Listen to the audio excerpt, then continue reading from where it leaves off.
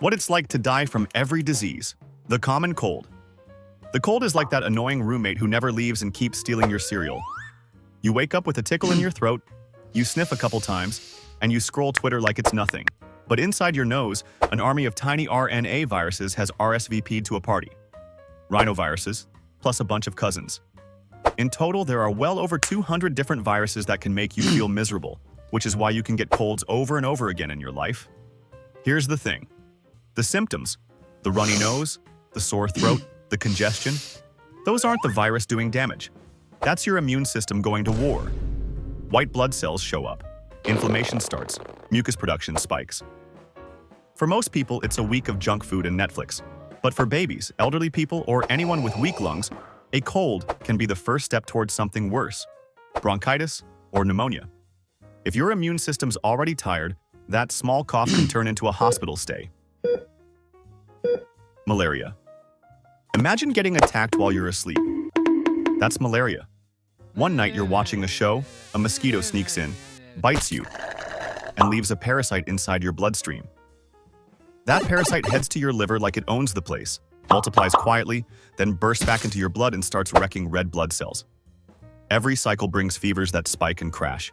Chills, sweating, bone ache. People call it cyclical fever because it comes in fits, like waves. But the worst part? Sometimes the parasite doesn't just wreck your blood, it hits the brain. Cerebral malaria is a nightmare. Confusion, seizures, coma. Blood supply can get disrupted, organs can fail. Malaria still kills hundreds of thousands worldwide every year, mostly children in sub-Saharan Africa.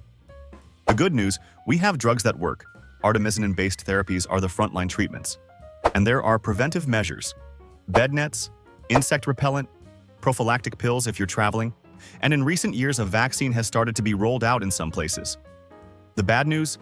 The mosquito is patient, adaptable, and never seems to run out of friends. Rabies, the most merciless virus known to science. Once symptoms start, there's no going back. It begins with a bite. From a dog, a bat, a raccoon. You clean the wound. Forget it. But the virus is already moving, crawling through your nerves, inch by inch, toward your brain. Weeks later, it awakens. Anxiety, hallucinations, hydrophobia. The mere sight of water sends spasms through your throat. Your body rebels against you. You can't swallow, you can't breathe, and you can't stop what's coming. Once rabies reaches your brain, death is inevitable. It doesn't just destroy the body. It unravels the mind, stripping away every instinct for control. It is the closest thing to a nightmare that biology can create. Tetanus. One puncture wound. One forgotten vaccine. One mistake.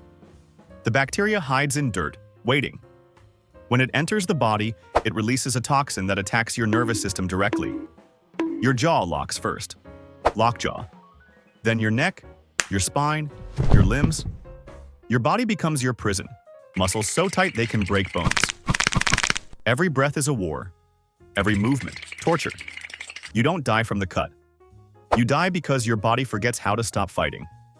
Even in the modern world, if left untreated, it's one of the most excruciating deaths imaginable. Alzheimer's disease. Unlike the others, this one doesn't rush. It creeps. It begins quietly. A name you can't recall. A room you don't remember walking into. But inside your brain, microscopic storms are brewing. Proteins tangling and clumping, choking the neurons that define who you are. Your memories start to fade.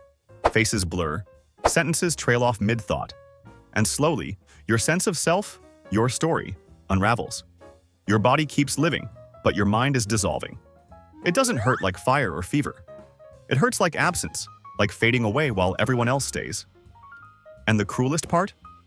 The people who love you are forced to watch you go, long before you're gone.